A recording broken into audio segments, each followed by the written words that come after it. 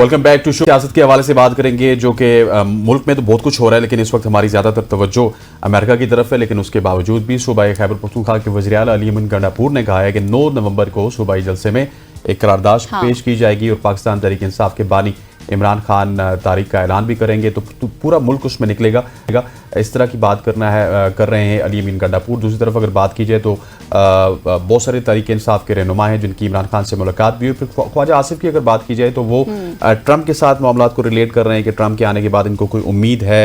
और खान साहब ने तो इतना भी कह दिया कि बाइडन ट्रंप उस तरह से गवर्नमेंट नहीं चलाएंगे, हुकूमत नहीं चलाएंगे, मामलात नहीं चलाएंगे मुल्क के साथ, और दूसरे मुल्कों के साथ में उनके ताल्लुकात थोड़े से डिफरेंट होंगे। इन तमाम इशू के ऊपर आज बात करेंगे। जी हाँ, हमारे साथ मौजूद हैं पीजे मीर साहब, सीनियर तज्जियाकार हैं। बहुत शुक्रिया आपका और thank you for joining us. सबसे पहले तो मैं आपसे यही पूछूंगी, जिस तरह से अब ये कॉल दे दी गई है, करारदाद का भी कह रहे हैं सवाबी जलसे में पास करने के हवाले से, आपको लगता है सर कि अब ये कॉल पर अमल दरामद होगा, बानी पीछे आएगी? क्योंकि अली अमीन गंडापुर तो अपनी ही कॉल पर अमल नहीं करते, जलसों से भाग जाते हैं। ये जो कॉल है, ये कॉल दी जा रही है बिकॉज जो डोनाल्ड ट्रंप ने एक स्टेटमेंट दी थी कि इमरान मेरा दोस्त है, मैं उसको मैं प्रॉमिस करता हूं कि मैं रिस्टोर करूंगा।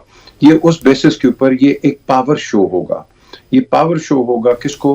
जो भी इनके सपोर्टर्स होंगे, वेदर घर के अंदर या बाहर के अंदर, ये बताएंगे कि हमारी स्ट्रेंथ क्या है।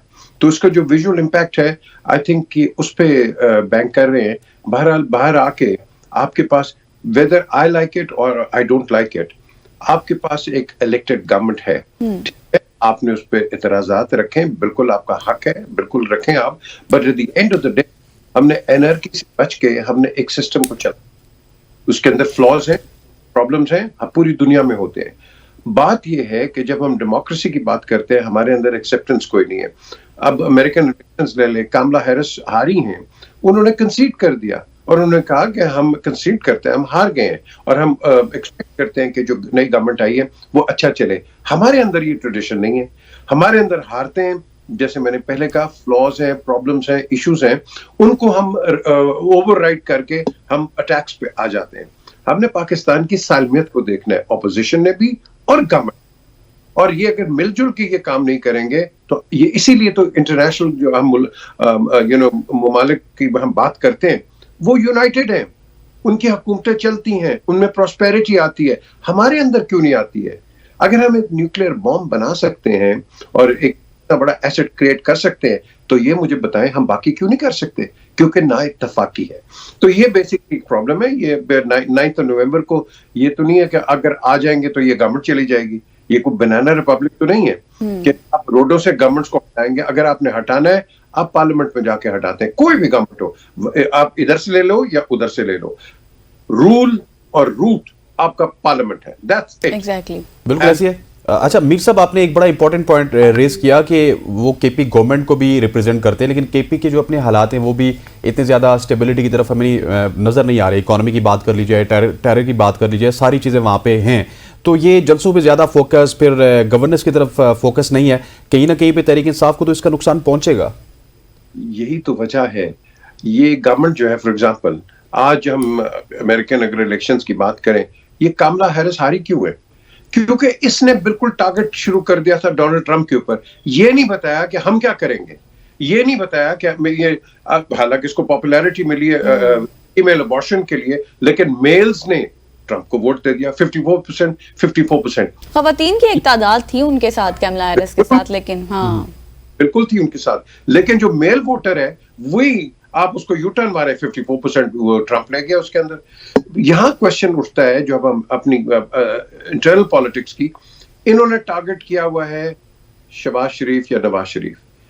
उन्होंने टारगेट किया था शहबाज शरीफ, नवाज शरीफ ने इमरान खान। ये पर्सनैलिटी पे आए और हैरिस हारी क्यों है? ट्रंप पे उसने अपना किया। और तुम बताओ कि तुम अगर आते हो तो तुम क्या करो? तो आपका जब भी आपने सवाल किया है कि आप हमें बताएं आप केपीके में क्या कर रहे हैं। हमें पता है कि आप ऑपोजिशन में, हमें पता है, उसकी रिस्पेक्ट है हमें, लेकिन आप कर क्या रहे हैं? आपने लोगों को क्या अपना वो दिया है, रिलीफ दिया है? तो ये जो चीजें हैं, ये इलेक्शंस के अंदर और लोगों के पब्लिक ओपिनियन फॉर्मिंग के अंदर ये बड़ा एक रोल प्ले करते हैं। और ये जो रोल है, मेरा नहीं ख्याल है कि ये they are on the right track. बिल्कुल एहतजाज करो, हर चीज करो, पार्लियामेंट के अंदर। रोड क्या करोगे मुझे बता दो आप। सही।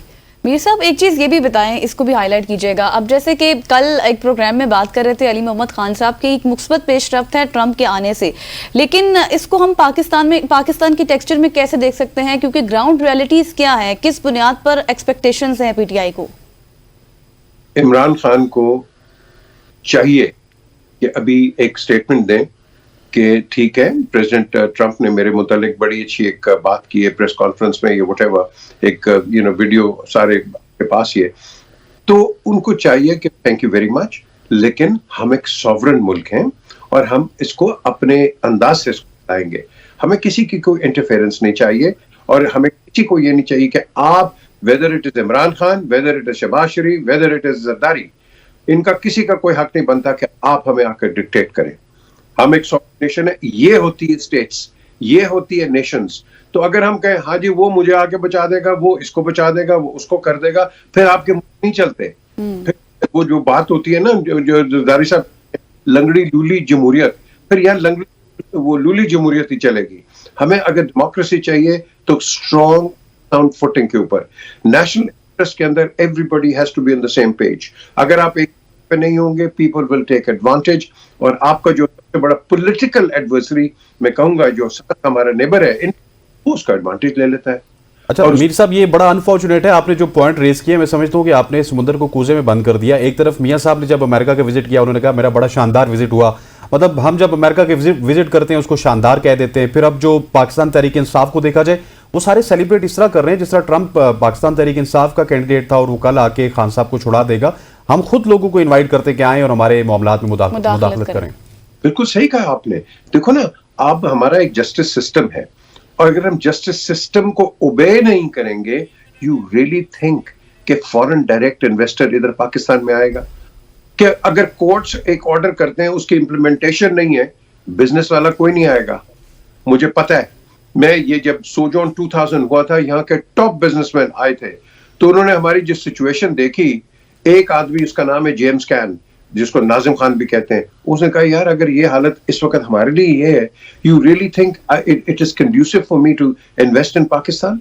ये परसेप्शन जो होते हैं इनको हमने ओवरराइड करना है, और ओवरराइड एक ही तरीके से आपने करना है, आपने संजीदगी दिखानी है, टॉलरेंस दिखानी है और एक दूसरे पे कंसिडरेशन करनी है। तो ये जो अभी आपने जो बात ऐड की है, ये चीजें अगर नहीं होंगी तो बड़ा अनफॉर्चुनेट है कि हम बाहर देखेंगे कि हमारा कौन होगा।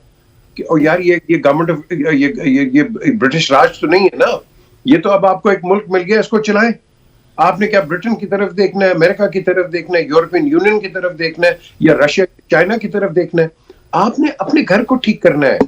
अगर पाकिस्तान में कोई समझता है कि वो परमानेंट है, जिंदगी परमानेंट नहीं है, तो पोस्ट कहां परमानेंट होगी? बड़े बड़े लोग आए, बड़े बड़े गए।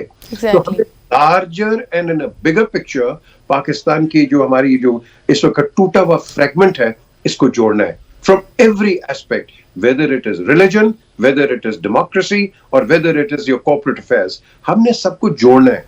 हम एक ही तरीके से जोड़ सकते हैं कि आपस के अंदर यूनिटी कर लो। खुदा की कसम, मैं बार बार आपको कई शोज में कहता हूं कि कायद आजम मोहम्मद अली जिन्ना ने बड़ी प्यारी बात की थी उस वक्त 47, यूनिटी, फेथ एंड डिसिप्लिन। ये हमारे अंदर आज भी आते हैं, आज भी हम हर कुछ कर सकते हैं, लेकिन नहीं मैं करूंगा, हम नहीं करेंगे। ये चीज है हमारे अंदर जो हमें मरवाती है, सबको मरवाती है। मीर साहब शॉर्टली ये भी बता दें कि अब कल ही बात हो रही थी, पीटीआई के रहनुमा ने कहा कि जल्द इबानी पीटीआई जो है वो बाहर आने वाले हैं जेल से, लेकिन अलीमा खान जो उनकी बहन है उन्होंने कहा कि नहीं ऐसा कुछ भी नहीं है, झूठी होप्स मत दिलाएं, हमें खुद बाहर आना होगा। मतलब ये चीज सामने आ रही है, ये तासुर आ रहा है कि पार्टी के पास कोई स्ट्रैटेजी नहीं है। पार्टी के अंदर मुझे तो समझ नहीं आ रही है कि ये बातें क्या करे। अलीमा ने बिल्कुल सही बात की है, बहुत बात की उन्होंने कि हम खुद निकलेंगे, हमें क्या किसी के निकालने की जरूरत है। भाई जो मैंने पहले कहा है कि Khan should issue a statement. भाई थैंक यू वेरी मच, आपने मेरे एक अच्छी राय की है, but what Aleema says is absolutely spot on कि हमने खुद करना है यार। हमारा अपना सिस्टम है, जुडिशियल सिस्टम है, हमने इसको देखना है। अब देखो ना, उसको बेल्स मिली है कि नहीं हर जगह, अब उसकी इंप्लीमेंटेशन हो जाए। अब अल्लाह खैर सल्ला।